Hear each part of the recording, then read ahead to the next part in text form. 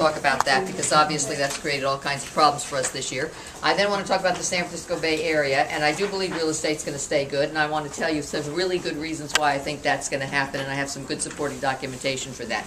So let me go back and let's talk about what's happened here. If you remember, basically last year, they basically came and they didn't do a budget, and we didn't do anything with spending, and basically what they did do was some things with taxes. And if you notice that they went up to the highest tax bracket we've had, which is 39.6%, so they did increase our taxes across the board. And then they did something from the Obama health care bill that said something called the investment tax, which said that if you basically had capital gains and your income was more than $250,000 a year, your basically capital gains tax on the short term would go from 15 to 20%, and then it would go with an additional 3.8%, so you could be as high as 24%.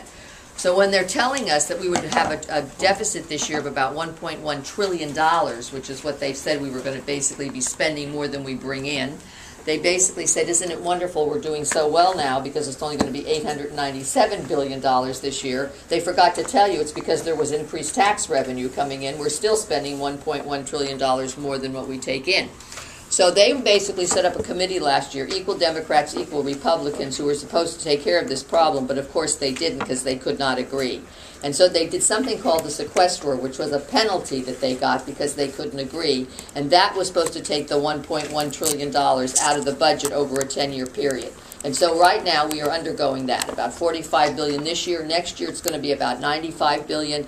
And so when they came into this year, this group in Congress, they decided they were going to try again, and they were going to sit down and come up with a grand plan with spending and a budget, and they were going to take care of the debt ceiling, and life was going to be wonderful. And you know what happened. They're a bad marriage. They just don't like to get along. They're dysfunctional. They're irrational. And I have basically given them a title, and it's an adult daycare Montessori. That's exactly what it is there. That's exactly what they're like. And at the end of the day, I just figured, what can we say? That's the way it is, and I have no hope. Okay. But obviously they sat down, they couldn't come to anything, and you know what happened. They finally at the last moment did what they call the Hail Mary, which is, we got to do something before this debt ceiling doesn't basically go kaput. Well, first of all, they didn't do a complete shutdown of the government because that's ridiculous. It was 80% operating, but of course really good places like the IRS, Social Security, all the good stuff was cut down. So at the end of the day, we had that for 17 days. Now that cost us about $300 million a week, and it's probably going to shave about 0.2% off our GDP that's coming out now this quarter. So it obviously has had an effect. But the biggest thing was everyone said, oh my God, we're going to default on our debt. We have to raise the debt ceiling. What would that mean? Oh my gosh, we've never done that. How will we look around the world? Well, first of all, we were never going to default on our debt around the world because if we bring in $2.3 trillion in revenue, our interest on our debt now is about $330 billion a year. So we certainly could have paid the interest on our debt. But if we were there a lot longer, of course, things like Social Security and Medicare would have been affected, and people wouldn't like that. So they sit down, and what did they do? Absolutely nothing. All they did was they kicked the can down the road, because what they said is, well, we can't decide what we want to do, so why don't we just extend everything? So what we'll do is we'll keep spending the way we spent last year, and we'll do that until January, and then we'll raise the debt ceiling to $17 trillion, and then we'll talk about it in February, and in the meantime, guess what we're going to do? We're going to set up another committee of equal Democrats and equal Republicans, and we're going to sit down and we'll come to this wonderful grand plan, and we'll have everything all solved by the end of December. So we're back where we were, but what's really interesting, and here's the best thing I think, look at what happened to the stock market and look what happened to the bond market while they were doing that. Absolutely nothing, because they don't care. The bond market, if you remember, has stayed pretty flat at 2.5, 2.6, 2.8. It did jump to 3%, but not because of this shutdown. It was before that.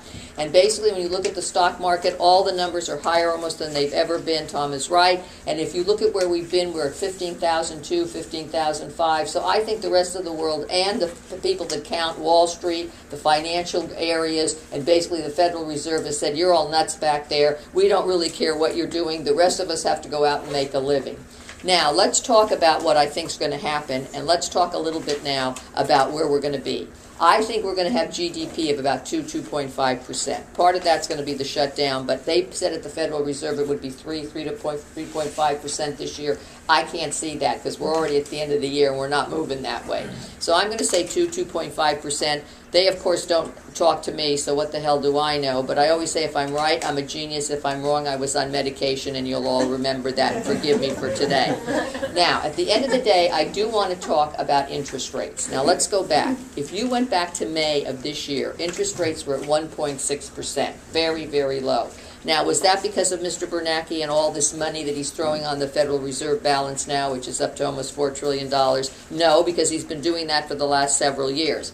If you go back a year prior to this year, you will see that basically people were not in love with the stock markets around the world. The Asian market was down 20%, the European market was down like 30%. So what do people do when they don't like the stock market? They run and put their money into bonds. And everybody came to the United States because they liked our bonds better. You didn't really want to buy Greek bonds, did you? You didn't really want to buy some of those. So what happens with bonds is, as the demand is there and more people buy them, the price goes up and the interest rates go down. So we're at 1.6%. Then basically, if you remember, in June of this year, poor Mr. Bernanke, who basically knows retiring in January, and boy, is he running out that front door saying, don't give me a retirement party, don't bother, let me just get the hell out of here. Basically, what happened is he went into Congress and he made the poor man a statement. And the statement was, I think the economy is getting better. And you would have said, there's E. coli, it's coming, and everybody's going to be dead in the next 30 days. And then he basically followed that up with what was even worse, and he said, you know, if the economy continues to get better, the Federal Reserve may, by the end of the year, start to bake an accommodation of all these mortgages that we're buying every month, all these $85 billion worth. Well, you would have thought, my God, the place was going to fall apart. There goes the sugar diet, there goes the free money. And so at the end of the day, the stock market went down 700 points that week, and interest rates, if you remember, jumped up to 3%, and everyone said, oh my God. Well, he heard and he saw that just by saying that, he was going to reap the market. So what do you think happened? He came back a month later and said, well, maybe it's not so good, maybe it's not as good as I thought. We're probably going to hold off. And they had their meeting in September, and of course they did nothing. They're having a meeting in October right now. I don't think they're going to do anything because they don't have enough data, and I think that now with the economy and what this Congress is doing, they don't have any way to do that. The next time will be December. I don't think he's going to do anything in December either. I think he's going to leave it for the next person. Now, who's coming in? Let's talk about that and what that means for interest rates. Well, the man the president wanted was a gentleman named Larry Summers, and I don't know if you know that, but he's a really, really, really brilliant economist. He worked under Clinton. He was the president of Harvard University. But let me tell you what Mr. Summers did. There's a really good saying that people should remember, which is never go off script if you're using a script to make a speech. Now, if you just talk like I do, you just mumble and whatever, it doesn't matter because people think you're mumbling anyway, so what the hell difference does it make? But if you're on script, stay on script, because sometimes you go off script and you open your mouth and you really live to regret it. So he's making a speech, and he's making a speech about math and science at Harvard University, and he gets up and he says, you know, there's a lot more men that go into the fields of math and science than women. Now, that would have been okay if he had followed that by saying, and you know, I would encourage women to come into that field. It'd be great to see more of you guys here. What a wonderful opportunity. You guys are great at this. Please come. We'd love to see you here. Oh, no. What he said was, I think I know why that is, because men are much better at math and science than women are. Now, you're looking at every woman's face in this room, all right. So he had to resign as the president of Harvard University 5 years ago, and when his name went up to the Congress that he was going to be basically presented, every woman, congressman, and senator wrote a letter to Mr. Obama and basically said, not on your life, honey. You basically better take a recount because he is never getting nominated. So at the end of the day, he did what all men do who basically know they can't win. He gave up, right? That's the way it is. So at the end of the day now, we have Janet Yellen coming in. Now remember, she was the Federal Reserve Chairman here in San Francisco. She's married to a Nobel Prize laureate. Her son is an economist in England. She's a very, very bright lady. Now here's what's good about that for you. When you're in the Federal Reserve, they either categorize you as a hawk or a dove. So if you're a hawk, you like higher interest rates and you're very concerned about the value of the dollar. And if you're a dove, you're much more concerned with the economy and the rate of growth and unemployment. And she is an extreme dove. So she probably will keep interest rates longer than even Mr. Bernanke would. And I don't think she will even consider looking at raising interest rates until probably the middle of next year. So that's going to buy you some time. And I think rates are going to waffle between 2.6 and 2.8 during this period of time. So I think that's where you're going probably on the national level. Now, let me talk a little bit about what's going to happen with lending, because a couple of things are going to come across the board that I think you need to know. First of all, if you have a deal in process, remember we were down for 17 days, all right? Now, that's not going to stop lending, but it's probably going to delay some things, because here's what happens. When you open a loan and you start it, the first thing that the lender has to do is get a 4506T from the basically IRS, which is proof of verification of the income tax returns that the borrower has supplied to you. They also need verification of the Social Security number. Now, you know that those two departments were basically down and not running. So if you've got a deal in process, get on the phone with whoever else you're dealing with in the lenders and make sure that it's going to fund on the date it's supposed to, or else that you get some kind of an extension, because that could happen. If you're dealing with FHA loans, they had 3,000 people that worked there, but during the shutdown, they only had 67, so you know that they're basically going to be delayed. If you're doing agricultural or land, that was down, so look into that. And if you have flood insurance on anything you're working with, that comes out of the federal government. So all I'm saying is check this out, and just don't be so assured that because the lender said you're fine, basically you're locked and you're going to fund, that it will fund exactly on the day it's supposed to. The other thing is, let me talk about ARMs and what's going to happen in January. If you have anybody that's looking for property now and they're going to need an ARM, you want to get them in before next year, and let me tell you why. Because of the Bureau of Financial Protection, lenders now have to do two things when it regards to loans starting in January. They can either make qualified loans or non-qualified loans. So let's talk about non-qualified first. Non-qualified is any loan you want to make, Mr. Bank. We don't care. Give it to the worst person with the worst credit, because you're holding it on your books. We're not giving you any guarantee that Fannie and Freddie will buy it. There'll be no basically way for you to protect yourself from liability, so give whoever you want whatever money you want. Now, qualified loans. Qualified loans now have to follow these rules. The first thing, and this is just ARMs, so that means that the interest rate goes up. The bank has to verify in writing with proof of documentation that basically when they give that loan, and let's say it starts at 2% and it goes to 7%, that the borrower will be able to pay that loan starting day one at the fully indexed rate. That means not at the 2%, but at the 7%. And they have to verify that with documentation, or they do not have a qualified loan. The other thing is that basically where the loan-to-value ratio expenses income now is about 50-55% in some cases, it's going to go down to 43%, and the bank cannot charge more than 3% against all the fees they charge against that loan, so they're going to be pushing the 30-year fixed. So if you have anybody that's going to do an ARM and you don't think they're going to qualify under those qualifications, otherwise the bank cannot sell that loan, Fannie and Freddie will not touch it, and there will be no guarantee for them against liability. So you basically want to make sure that you know about that.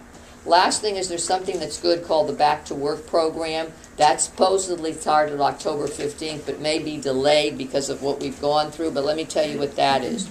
The banks in the United States of America have put out a program now that if you have somebody who went through a foreclosure or a short sale, and they did that over the last couple of years, but in the last 12 months they've been current on their rent, they've tried to get their credit back in good shape, and they're willing to go to household counseling and financing guidance, they can go into the banks now and see if they can qualify. And if they can get a loan within 12 months. They don't have to wait the 3, 5, or 7 years, and that's called the Back to Work program. So that's everything I think that's out there with lending that's coming at you. Now let me talk for a minute about the San Francisco Bay Area and the economy here, because we're doing a lot better than the nation. San Francisco has 5.3% unemployment, basically San Mateo the same, Marin County the same. You're a little bit higher down here in Santa Clara County, Alameda basically a little bit more than that, and so Contra Costa. But you have to understand that we are basically having a revolution here in Silicon Valley, and we are doing a lot better than the rest of the nation. At the end of the day, if we're doing 140 to 190,000 jobs per month nationally, which is no big deal, we basically have seen just in the quarter of a year in this area here, you've seen 33,000 new jobs just created in the San Francisco Bay Area, Silicon Valley. So we're creating basically at least 10-15% of all the jobs that are created in the United States of America. And they're good jobs because most of them are full-time, not part-time. And that's our biggest problem with unemployment, is we may be getting the number down, but most of those are part-time, not full-time jobs.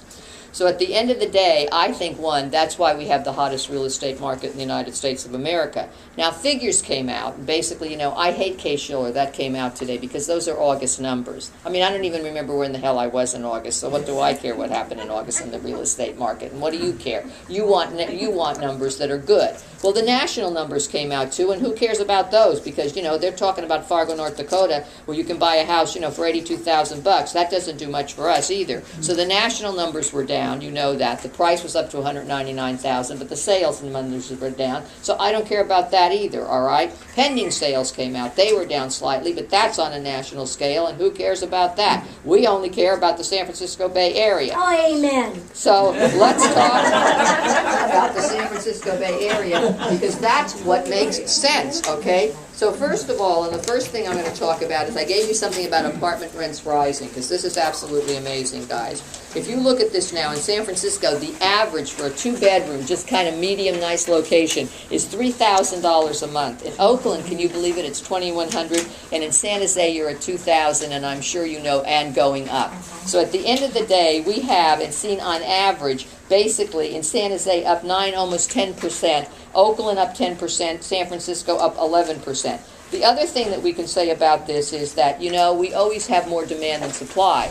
Because if you even look at a place like San Francisco, they've averaged over the last 20 years 1,500 new units every year, but they need 5,000. And let me give you the projections. By 2040, it's projected that we will have 2.1 million more people in the San Francisco Bay Area, 1.1 million more jobs, and we certainly don't have enough housing to accommodate all those people. So that's number one. Number two is when you look at the September numbers, and I gave you something that talks about September also, you will see that obviously in September, sales were up 3.6%. Now we're down from August, but you know, seasonal adjustment, we're up very much. Also, if you look at where you are with appreciation, most of the areas have appreciated enormously, some 20-30%. Remember, that's the median price, the midpoint between the highest and the lowest, so 3/4 of that is appreciation. 1/4 is the difference between what sold last year and this year, because the higher end is selling. But here's what I think is really good. Foreclosures now are down to 3.6%. Do you know way back a couple of years ago they made up almost 50% of our market in the San Francisco Bay Area? Short sales now are at about 8.6%. That's down from a high of almost 30%. And here's the really good news. Absentee buyers are still making up 21% of your market, and all cash buyers are still making up almost 25% of your market. So when you look at the San Francisco market, we have to say, wow, we are the hottest real estate market in the nation. And though I think, and somebody called me from the Wall Street Journal the other day and said, so what's the market like? And I said, well, I'm going to use a graphic of the weather to describe what I think is happening here. I said, you know, we're going from fall into winter, and it gets cool in San Francisco, but it never gets cold like it does on the East Coast. So I think that the real estate market may have cooled a bit and will cool a bit, but it's not going to get cold here. We still have a great market, and I think you have a great one going forward. So let's talk about that, and let's talk about what I think and what's happened from this year at the beginning to now, and then I want to talk about some of these buyers that are going to be coming at you. Well, I think you had a very powerful, almost all multi-offer market at the beginning of the year. You had all this pent-up demand, no inventory, low interest rates. Everybody was going crazy. They were reading it's the hottest real estate market, and all that pent-up demand came right at you. So now where are we? We're almost at the fourth quarter of the year here, and basically I think in some areas it has cooled down a bit, but I think you have a very complicated, fragmented, and segmented real estate market. And what do I mean by that? I know we've always had many markets under what you call the bigger market, but I think they've even gotten more specific now. So I think you can have a pocket over here that's still multi-offer, that basically you're going to get a lot of buyers, there's going to be no inventory, there's going to be a lot of people running after that, they're willing to pay a premium. Over here you may have one that says, okay, you still have multi-offers, but maybe they're not willing to pay a 10 or 20% premium anymore. Maybe they're coming in and they're telling you we'll pay a premium, but we're only going to pay like 10% because we don't want to pay a 20 or 30% premium. We think that the market has cooled down a bit, this is a different location, a different neighborhood. Over here you may have an area that's stabilized. It's seen a 20% increase in appreciation, and they're stabilizing now, and they're saying, look, we can go in and you only have 1 or 2 offers, and maybe we can actually negotiate something. And maybe over here you're going to see some areas with certain price points where you may even see them sitting on the market, and you may even see some adjustments, and those adjustments may be a little bit lower, maybe 5 or 10% below where they were listed before, and that's the way the market is going to be. And I think that's what it is. So you have to keep on it hourly and daily, and you have to be able to go in. And here's what I think is important for buyers to understand. The first thing is, what can they afford, right? That's a big key here. Affordability is a key, because some areas, whether you go in and you have $2 million in cash, you may still not be able to get the property because it's going to go over 2. In other places, if you have $2 million, you may be able to negotiate and you'll do just fine. So affordability is key. When they say I have all cash, because you still have a lot of cash buyers out there, what kind of cash do you have? Do you have cash sitting at a bank that we can go down and get a check? Do you have cash sitting in stock? And oh my God, what's going to happen to it? We don't know. Maybe one day, look at some stocks, they go down 30% in a day and they lose their value. They have money, it's coming from Hong Kong, it's coming from Singapore. Well, that's great, but what it has to go through Homeland Security now, and they're basically delayed because of the shutdown. And also, anything over 3 to 4 million now, they're keeping it, holding it, and they're basically saying we want to make sure it's clean money. So it may be coming, and it may be coming on a boat, but what kind of boat? Maybe it's a canoe and they're paddling all the way from China. I don't know where the hell it's coming from at the end of the day. So be careful when they say all cash. What kind of cash? Liquid cash. Liquid means you can get it, it's there, it's sitting here, it's come from Hong Kong, it's in a bank sitting here, or I can go down to the bank today and get it from the Bank of America or Wells Fargo or any of the banks that you use, Co-America. That's number 2. Number 3 is, I think buyers need to understand the difference between list, market, premium, and basically then a little bit below premium, all right? I don't know that they understand that. List price to me is just a number somebody puts on a property. I don't know what list price means. You can give me all these prices that you're listing all these properties at. I have no clue whether that's the right price or not. I don't think anybody does either. You're just kind of doing your best gut. You're looking at what's happened in the last couple of weeks, in the last month. But at the end of the day, what is the buyer today willing to do, right? So sometimes they can go in at list, and that's a good reflection of the market. But a lot of times you have to get them to market, because a lot of these properties are still being listed 1 to 3% below where they should be, so people can get multiple offers. So you can't start there and go up then 1 to 3%, because you're never going to be in the bidding, because somebody has to go to market. Market is the key. Where is the market? My best example is, I'm in an office one day, and it was another Intero office, and this poor woman, she was so frustrated, this agent, she said they had been out, this house was listed for 1.1 million, and her clients went to 1.4, and they didn't get it. And she said this is the 5th offer they'd been on, and they were so frustrated and mad. And she said to me, I just don't know what to do. And the first question I asked her was 1.1 the market price? She said no. I said, well, what should it have been listed at? She said 1.3. I said, then that's your problem. They didn't go up 300, 400,000. They needed to start at 1.3. Well, Carol, how can I justify that? Because that's where the market is. And if they don't want to do that, then we need to go shopping someplace else. It's that simple. If 1.1 is where you would like to start and not 1.3, we can't be here bidding on this property in this neighborhood. And here's what else you need to tell them that you need to understand. Mr. Buyer, you put yourself in a bad position, because here's why. Number 1, there were 13 offers on that property. So unless you're living in a commune, only 1 person gets it. So 12 of them are running around the next day looking for the same kind of house because you liked it and so did they. And the second thing is, now that house went for 1.6. And guess what? There's the new comp out there now. Now you've lost purchasing power again, and because you put yourself in the position of saying, I'm not going to go to 1.3 to start. If you had gone to 1.3 and gone up 300,000, you would have been in contention and you might have gotten that property. So they need to understand market, and then in some cases, and it doesn't matter why. Why is because people have enough money to do it. They're willing to pay a premium. And sometimes they're willing to pay a huge premium because they don't care. And everybody says to me, but you have to justify that. No, you don't. It's the way it is. We live in a valley where there's more cash than anything else, and there's more wealth here than probably any other pocket around, and that's the way it is. And these young people are willing to pay the premium. They don't care. The investors that come here are willing to buy the properties. And there was something this morning in the Wall Street Journal that talked about commercial, all right? And it talked about the commercial properties, and it talks about the Chinese investor that's coming, one to try to get money out of China. They're paying astronomical prices, all right, for commercial properties. They put billions of dollars this year into the United States market, mainly in California and New York, all right? And the reason is because they don't care whether they're getting a return on their money. They're not interested in the debt service cover ratio because they're paying all cash. They don't even care on the return on their investment. They just want it invested where they know it's safe and where they see appreciation.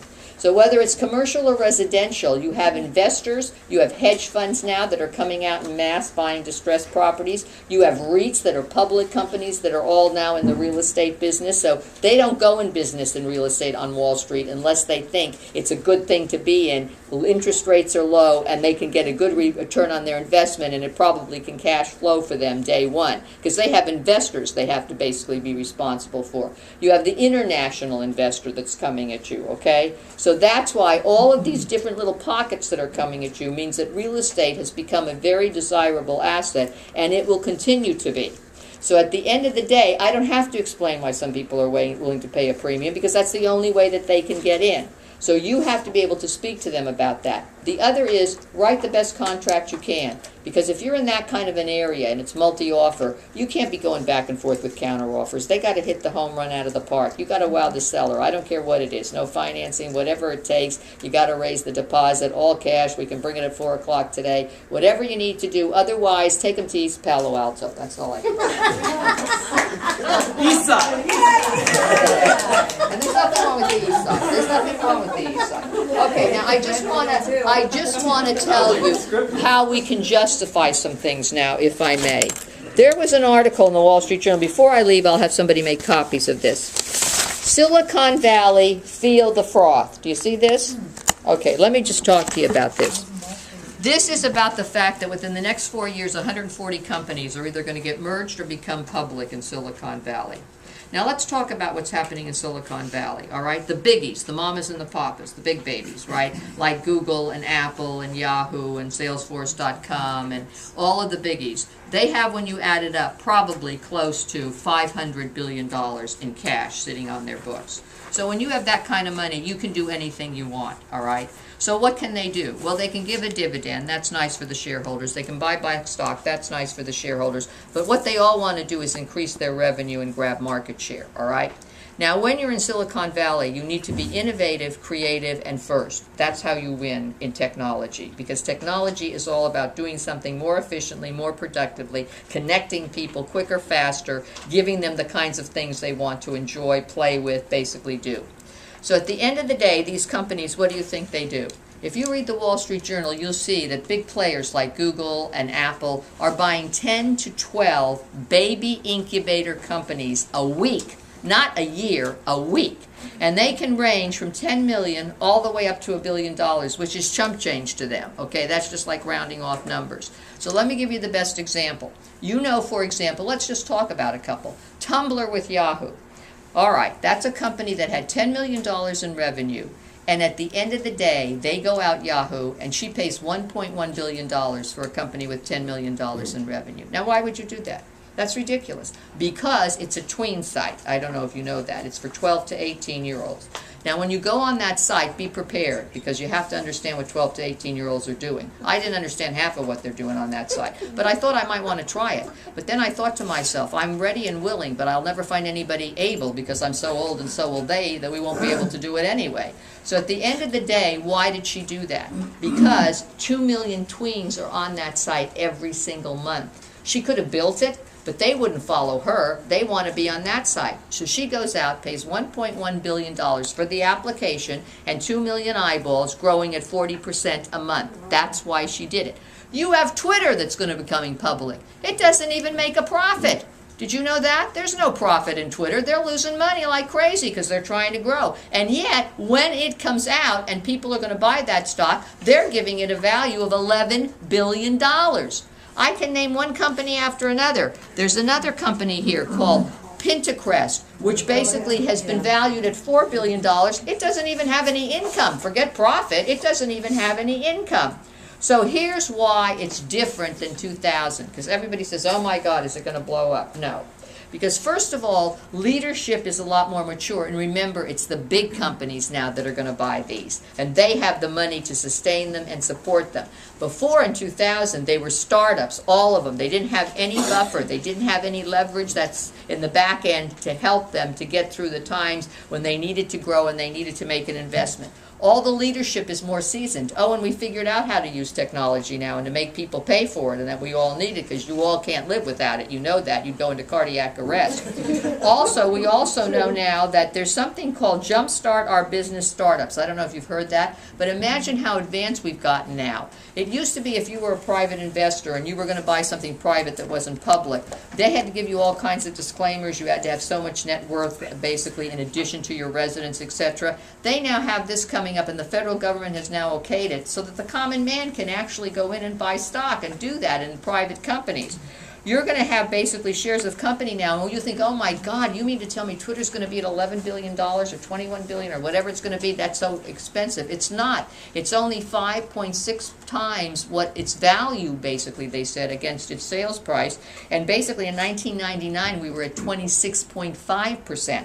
The other thing is that in shares on the first day that go public now, today, they go up about 26%, except for Facebook, which was the disaster of the lifetime, but it has come back. In 1999, on the first day that these other companies that had nothing going for them went up, they went up 87% on the first day. So what you're seeing is investors want to seek more returns. The big boys are buying the little guys and gals because they have to, because they need these quick applications. So if you don't think what that is going to mean for you, what does it mean? It creates wealth. So at Tumblr, this kid who's 26 years old, who was a high school dropout, are you listening to me? He gets $250 million out of the deal. And the other employees share the rest of the $1.1 billion. Now what do you think they're going to do with that money?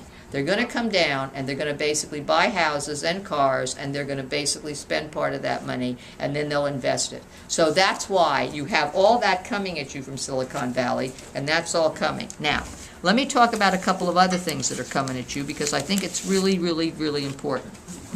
I want to talk about the rise of the young buyer, okay? This is an article from the Wall Street Journal, and it's dated July 19th. This is a group of people called millennials. They are 25 to 35 years old. Now, why am I talking about them today? Because you guys know how to work with 35 to 45-year-olds. That's the pocket that came down that had a lot of wealth after the baby boomers. They were the children of the baby boomers. The baby boomers now are all getting a little bit older. They're all still working because they have no money. They spent it all. And then you've got the people that are my age. We're on our last leg anyway. What the hell difference does it make? You're not interested enough because we're just, look, if we're vertical in the morning, we think it's a big deal. Okay, but this group, let me tell you about this group. This is the group you need to know is coming at you. 25 to 35 years old. They are buying real estate at prices never seen before, and they all have a lot of money. These are the people that it's nothing for them to make $1 million, $10 million, $20 million in a year. These are the affluent young buyers. And what they do is they go right from an apartment, maybe right up to a garage where they're living, right into a crappy place. Their company goes public, they get a buyout, and they go right up to the top of the list. They don't do anything in between. So they go from the bargain basement right up to the top. Let me give you some statistics. American Express did a survey of them. They make up 10% of the buying of the population now. They will account for 1/5 of all dollars spent on primary home purchases over the next 3 years. And NAR says that they now compose the second largest group of recent home buyers, making up almost 30% of the buying pool. The next one is the 35 to 45-year-olds. Now let's talk about what they like, because it's very important that you understand who they are. First of all, they're not going to just buy one house, I can tell you that. They buy a main house, then they go buy an apartment in the city maybe, and then they go buy a vacation home someplace. So that could be Carmel, it could be Tahoe. They love Napa, Sonoma. You know what's one of the hottest places over in Marin? Have you heard of a place called Healdsburg? They love Healdsburg. Let me just tell you in the city, and I want to give you a story so that you'll understand who they are. First of all, they are collectors, all right? They're 25 years old, so they don't worry about anything. They don't worry about when they're 70, will they have enough money? Because they will. Because let me just tell you the way it works with economy.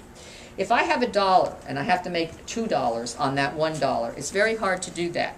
But if I have $1 million or $2 million or $100 million, believe me, I'm going to have $400 million in the next 30 years because the 200 puts itself to work and starts making money for me. It's much easier to make money when you have money than it is to try to make money when you don't have any, okay? It takes a lot more of you in that pocket down there than it does to just put your money at work. So if somebody gets $10 million because they basically are part of a company that gets bought out, not only can they buy the house, but they put the other $4 or $5 million to work, and it's going to make money for them. So in 10 or 15 years, they're going to have $40 or $50 million. Now, it won't be worth this 40 or 50 that it is today, but it doesn't matter. So they're not going to go broke like some generations that lived on leverage. That's number one. They are collectors, all right? They love modern art, they love fine wines, and they're not afraid to spend the money if they want it, and that's the key. Now, what do they want? Let me just tell you. If you go to San Francisco now, it's like a Cosmo there. And there are certain areas that they like and certain areas that they don't like. So let me tell you what's hot there. Noe Valley, the Castro District, Intermission. You know where the Intermission is? Okay. They love south of Market. They love the fringes of Pacific Heights. And those are the areas that they like, all right? Now, I'll give you a great story. I don't know if you knew that Mr. Zuckerberg, who bought a home in Palo Alto, basically this last week did two things. One is the houses on either side of him went up for sale. And he didn't like that, so he just went to the owners and bought 2 houses on either side of him, spent $40 million, and was nice enough to tell them they didn't have to move. He would lease them back to them and they could rent them, but he didn't want anybody new coming in living next to him. Then he goes to the city, and he sends his wife to the city, and I was sort of involved with this, so I can tell you. It's an amazing thing to watch these young people. First of all, she came with all her friends. That's what they do. Years ago, if you bought a house, when I was young, you brought your mother and father, and they had to okay it, and they had to say it was all right, and that's who you went to, your family. No. All friends, and they're tweeting all the time that they're up there, taking pictures, snapshots, sending them to friends. Do you like this? Would you like to live here too? Okay, fine. So everybody, the agents up there, they take her to what I call Billionaires Row. And Billionaires Row is where Larry Ellerton has a house, the Gettys have a house, Danielle Steele, you know, the lady who writes all those books. She hated that area, hated it, and I know why. Because it was very, very much overdone. It's beautiful there. You have the best view of the city, but it's old looking and it's, you know, very stated and it's very formal and all that. So they start to take her other places. Do you know where they bought a house? In Dolores Park, which is basically the border of the Intermission. By Mission Dolores, do you know where Mission Dolores is? Okay, does that ring a bell? $9 million, almost $10 million, and then she goes down to City Hall and gets $3 million worth of permits to basically tear it down. Now, what she did by doing that is she increased the value of real estate there, probably 100% in one day, and every young person who wants to be around him and her and wants to live in that kind of environment wants to be there. So we had a conversation about that. Why would you want to be there? Because, you know the word that they used? Intermission is funky, it's electric, it's all energy, it's on in motion all the time. You get a lifestyle and a diversity of lifestyle, so there's people like them there, there's techies there, there's people on Hell's Angels riding motorcycles, you got the dope addicts down there, you got the prostitutes down there, take your pick, you got anybody you want down there, and something's always happening down there. There's all kinds of stores, there's all kinds of restaurants, there's all kinds of shops, and that's what they want, and that's what they like, and that's the way they're going to live. Now, when they come to the suburbs, all right, it's very interesting. When they come to the suburbs, they want a different kind of life, but they still want cities that have that funky kind of feel to it. So they like the Santa Cruz area, sometimes if they're going to buy a second house. Healdsburg, which for me is very funky, okay. That Mill Valley over in Marin is a hot city. You go, they don't want to live in Novato, they don't want to live in San Rafael, they hate Ross because it's way too old money. So you're beginning to get the idea. So the cities that are going to do well are the cities that can give them some life and some energy and some electricity, because that's what they want. Now when they come to the suburbs, they're going to be looking at schools and all those things also. But they have to have a flavor and an aura of young people around them with a downtown that's concise, where within 4 or 5 blocks you get everything that you want. Now how can I prove that to you? Well, let me prove it to you by just talking about this. This is great. I don't know if you've seen this, and I'll make a copy of this, Tom, before I leave too. This is called Facebook's Company Town. Have you seen this? Now, just let me read this to you. This is about Facebook, who has now bought a huge space in Menlo. It was the old Sun Microsystems office space, and they're redoing it, okay? And while they're redoing it, they're also building, listen to this, Facebook's sprawling campus in Menlo Park, California is so full of cushy perks that some employees may never want to go home. Soon they'll have that option. The social networking company said this week it is working with a local developer to build a 120 million, 394 unit rental housing community within walking distance of its offices. Called Anton Menlo, the 630,000 square foot rental property will include everything from a sports bar to a doggy care. Now listen to the amenities, and you're all going, oh my God, isn't that competition? No, it's not, because that's where they're going to start, okay? Then when they want something bigger, when they have kids, they're not going to live in an apartment there. Then they'll come down here and they'll buy a house for you. But listen to the kind of amenities that people in towns need to start to think about. I want to live here, but they won't let me in because I'm too old. But listen, I would like to live here. First of all, they're going to have all kinds of on-site cafes. So take your pick. What kind of food you like, they'll have it. They're going to have all kinds of retail spaces. So Gap is going in there, Ralph Lauren's going in there, name it, it's going in there, okay? All the basically people that do groceries and all that, you want your hair done, you want they got it there. They're going to have a sports pub. They don't want just a bar. They like sports pubs that are built like the old-fashioned England ones where you go in and you have a brew and you do sports things. Okay, they like that. A bicycle repair shop with on-site storage. Why? Because they don't want cars, these people. They want bikes. And the way that they live is if they buy cars, it's the toy cars until they get married and have children. Then they need the SUVs. That's the only reason they buy them. But when they're single, they want the Teslas, the BMWs, the Ferraris, the toy cars, because otherwise they'll rent a car on a weekend and they'd rather bicycle. They also are going to have a pet spa with doggy daycare, pet walking services, and a dog park, okay? Now, what's not listed here is a daycare center for children, because these are young people that are going to live there. They don't have children. The pets are their children. And I want to tell you, they spend a fortune on their pets. I know that. I mean, they have people walking these dogs 4 days a week. They groom them every week. Do you know we as a country are spending $30 million this Halloween on pet costumes? Okay. It's true. It's true. Okay. Now, listen to this. A resort-inspired pool, spa, and cabana area, okay? Indoor-outdoor wellness, yoga, and training facility with personal training on site. Rooftop entertainment decks, 3 of them. Wow. One is going to just be doing bands and concerts that they bring in. One is going to be doing just theater. And one is going to be doing educational and basically all kinds of things, bringing in authors, wine people, people who cook, and master chefs to show you all that, and you can go have a night like that. And then on a big grassy knoll, they're going to have 8 big screens where any night you want to go, you can go and pick the one you like and see all these movies that they're going to show. And if you live in this environment, you can basically get a free latte or coffee anytime, any day you want. Now, is this not amazing? And that's what they're doing. I actually went over there yesterday. Okay, see? see? A tour of it. See? There's pictures on Facebook. It's going to be unbelievable, is it not? Even just now, it's not even done. And it's going to be for the people who work at Facebook. Yes, but the city the city that they're in wouldn't allow them just to be for the people that work at Facebook. A certain percentage has to be for anybody that wants to come in. But can you imagine? This is what they're used to. This is the first place they're going to live. So what do you think they're going to expect? Okay, I live in San Mateo, all right?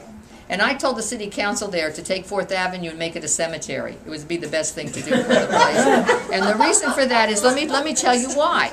Because when you go one day, take a ride up 4th Avenue, and there's 4 mattress stores. Now, can you believe that? 4 sleep trains. One on each corner at the beginning and the end of the downtown. Now, how many often do you buy a mattress that you need 4 of those? And then in between then, there's 3 furniture stores that nobody's going into, and they go out of business every 4 months because they're not in the, I don't think they're furniture stores. I think they're drug and basically money laundering. And then I want to tell you, the biggest name store we have in San Mateo is Noah's Bagel. That's it. After that, there's nothing higher than that. Go up to Burlingame. That's the hotter one up there, okay, because they have Ralph Lauren, they have Apple, they're redoing the streets there. So that's what I'm trying to tell you. And you have to understand these people and what they're looking at. And they spend a lot of money. They don't care. When they're down here, the kind of houses that they like, the ones where the inside outside merge together, and they'll put as much money outside as they put inside their house. You know that. They live out there. They'll buy expensive sofas and all kinds of things, and they want all the toys, and they like all of that. So that's number one, and they're going to be coming at you in big numbers down here. The next thing, and I don't know if you've ever thought of this, but look at this one, and I'll make a copy of this. This blows my mind. This is called the high house party, living and working at the office, okay? Now, you're going to laugh when I read this, and you're going to think this isn't going to happen. Yes, it is. It's going to happen. These young companies now, instead of going and renting office space or buying an office building, they go buy a house where everybody that works lives there together. Now, why is that? Because when you're right out of college, think of how you've lived. You have lived in a commune because you've lived in a dorm or a sorority or a fraternity. So you may go home, you don't want to live there. It's not unusual. If somebody said to me, Carole, would you like to go live in a house with Tom and Gino and everybody else? Well, they probably wouldn't want to live with me, and we would probably find that difficult. But when I was 21, if somebody says, oh, let's all get a house together and we can, you wouldn't have even thought that was strange. But listen to this. It's past midnight, but many staffers at Unplug, an advertising technology company, are milling about the office in their t-shirts and boxers, writing code and talking strategy. Others are already in bed sound asleep. Unplug's office is a 6-bedroom, 3-bathroom, ranch-style home in the ritzy Bel Air neighborhood of Los Angeles. Do you know where Bel Air is? That's one of the hottest, most expensive areas in Los Angeles. We're not talking downtown here. We're not talking the bargain basement in Southern California. We're talking about probably the net worth of a house there is probably $4 million. That's where they're buying them. So they're not saying to these kids, oh, come to the dregs of the earth. They're saying, come to the best neighborhood. They work, and the idea is to live and breathe, work 24 hours a day, 7 days a week, without the commute and few outside distractions. We work 24/7. We code, we go to bed, we wake up, we code. They absolutely love this. Now, there's one in San Francisco that's doing this. It's called 5 Stars, a San Francisco customer loyalty service that employs about 100 people nationwide, and they basically buy houses in cities where they are, and everybody lives together. Okay, fine. Those are small companies. Have you ever heard of Whirlpool Corporation? I think you all have. They're doing the same thing now with all their sales associates and sales trainees, and they're buying houses across the United States, and you have to live in them while you're being trained. Don't think this isn't going to happen. See, this reminds me the one like this Facebook. This is the old Levittown model. The old Levittown. Remember Levitt? That's the old, except this is at a level that Levittown never enjoyed. This is the way, yes, they have a life because they enjoy, no, they do have a life because it's a different life than we're used to, and what they want and how they live is very different. What I know about them is this. I know about them this. They are young and they rely on their friends. That's their family. And their friends stay their family for all of their extended life. And that's who they live with, they communicate with, they text with, they want to associate with, where they're going to live, where they're going to party, and how they live. And they are spenders of money, and they don't care because they have it, all right? They have the money.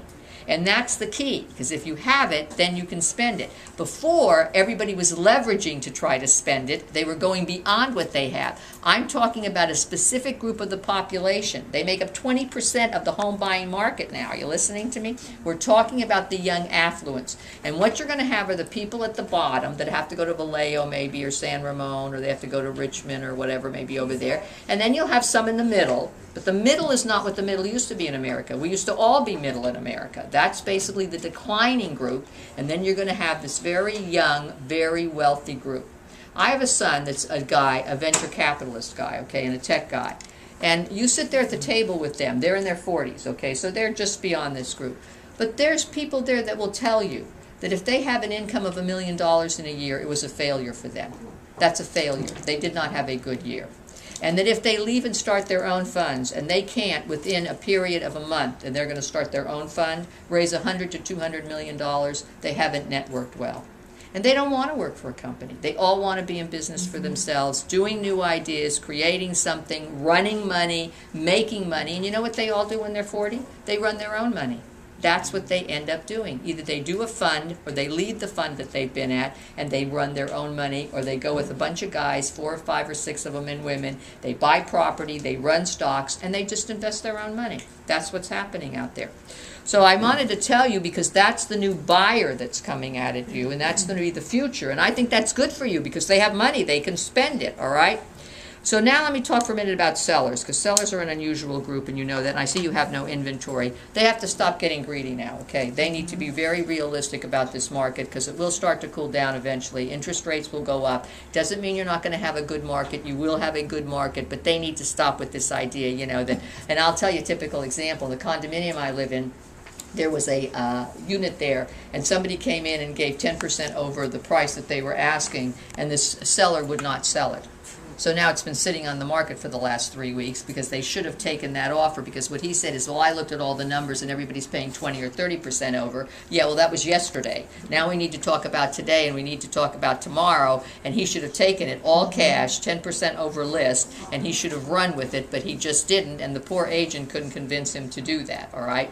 So at the end of the day, that's it. Now I'm going to close with something cute. This one you will not believe either, okay? And I thought this was a scam, all right? So I checked it out. It's not a scam. This one says, cash is in the bag if it's Gucci. You like that? Now, I didn't make this up. This is from the Wall Street Journal. That's why I bought the newspaper print, because you're going to think that I've lost it, that I'm really in dementia here. Okay, now, I could not believe this. If you don't think the world is changing, I guess if I leave you with one thing today, it's to get out of your box, okay? Now, look at this. This is out of Hong Kong. It's a publicly traded company. I thought it was a scam. That's why I looked it up. It's a publicly traded company, and they're coming to the United States. When 30-year-old homemaker Maggie Wong is tied on cash, all she needs to do is reach for her designer purse and then hand it over to a loan officer. Say hello to the handbag-backed loan. While typical lenders often ask for cars and homes as collateral, Hong Kong's Yes Lady Finance Company, look it up, deals in borrowers' beloved handbags. The 4-year-old company accepts purses on the spot, and then they use a company called Milan Station Holdings, a chain for luxury second-hand bag purses, to check the bag's condition and authenticity. Yes Lady provides a loan within half an hour at 80% of the bag's value, as long as it is from Gucci, Chanel, Hermes, or Louis Vuitton. So I've now given every woman in this room a good reason to go out and buy one of those 3,000, and you can go home and say to your husband, I didn't spend your money, I made an investment in our future. Now, it's 4% a month interest, so it's hard money, but listen to this. Once they gave somebody $20,600 for her Hermes Birkin bag, which are about 40,000 bucks. So, I mean, you know, that's unbelievable. But at the end of the day, if you don't think the world is changing, can you believe that? Okay. Last thing I'm going to close with. And I think you guys could do this down here. This is in San Francisco, okay? Now, let me just tell you, I won't tell you what company it is, but this is a company with a couple of agents that did this. Now, let me just read this to you. They opened a store, not an office, on Union Street in Union Square in San Francisco. All right? Real estate agents? Pardon me? Real estate agents did this? Yes. Okay. With a company, and I'm not going to give you the name, okay? They came to me with this idea 2 years ago. I thought it was a great idea, but they had to have enough money to sustain it, because you go rent on Union Square and you're talking big bucks. A saxophonist played on the sidewalk while women in stilettos and men in thin ties marched across a red carpet on Union Street, one recent Thursday night. Inside, the party was so packed that servers gave up trying to circulate the platters of sushi and champagne and just left them on the side tables. The only hint to what was being celebrated came from a dozen TV screens along the walls that played slideshows of homes, lustrous hardwood floors, dramatic bay windows, all the beautiful homes that they have basically listed in the area that they work. The party was a kickoff for their first real estate lifestyle experience store, and it's at 1934 Union Street if you want to look it up. What they've done there now is they're doing all kinds of theme events, all right, during the year to select people to bring in the techies, the financial, the high net worth individuals into this environment where they'll hold, for example, what are they doing? Well, they're doing an author's night. The first one that they're going to do is they've invited 4 presidents of 4 of the tech companies to come up and talk about their businesses and how they got into the business and how they went public and how they brought their companies public. They're going to do a whole thing on economics, all right, where they're going to bring in people that are economic experts to talk about the economy. They're going to do things with authors and people who are going to do that. They're going to bring in some master chefs and do a chef night. And it's by invitation only. And then when you're there, real estate people will be there to be able to show you houses or whatever you want. Is that not a kind of an interesting idea? So what I'm trying to tell you is how different it's becoming out there, how different people are thinking outside the box. Does that make sense? Mm-hmm. So this one is, I'll leave it for you. This is out of the San Francisco Chronicle if you want to look it up. It's Thursday, October the 3rd. The first event will feature 5 founders of the biggest tech companies in the city at an invite-only roundtable discussion. With themes not necessarily related to buying a house, the realtors hope to sell neighborhoods partly by the celebrities who live in them and by turning the shop into an event venue. You could do that here in your own office. Look at the office that you have. Why are you guys not doing that? That's why I brought this. Why are you guys not doing that? Where's Tom? Slap him. Why are you guys not doing this? Tom, get back here. We need you. You mean to tell me you couldn't have a wonderful event night and invite people from the Tech Valley and have a master chef in here with this office that you have that costs like $2 million bucks? We get 5 or 6 trucks here and we feed them. I know, but be honest. You couldn't do that? You couldn't do a wine tasting here? Of course you could. You have a vineyard right down here and a big wine company down here. Of course you should be doing that and invite the techies down. Amen. Let's do it. Do it. Well, grab a hold of Tom. The hell with the Halloween party. Do this. At the end of the day, the reason why I say that is because do you realize you have a $2 million office here? And it's nice that you're all living here, but wouldn't it be nice if you could use it to get somebody else to live down here too and make a few bucks at the same time? So, okay, I just wanted to share all that, and I wanted to really get you guys thinking today. Okay, I'm going to close with a cute joke. Shall I close with a cute joke? All right. Yeah. This is a joke about politics, but I'm not telling you about being Democrat or Republican because I don't go there. All right. But this is kind of cute. This person dies, and I guess they go to heaven or wherever you go when you die. I don't know because no one's come back. And I guess there's a person there, and I guess it's God. Unless you don't believe in God, then it's whoever who runs the place. Okay, so I'm trying to make it very, very PC correct. And this person goes up there, and they look around, and they say to this person, but there's no people here. Where are all the people? And the person says, well, see, when you die, and you come up here, you don't stay a person, you become a clock. And he says, you can see there's millions of clocks all around here. And he said, you see this beautiful one over here that's all beautiful and shining, and it's not working hard, and it's keeping perfect time, and it's just gorgeous and gold, and has all these jewels in it.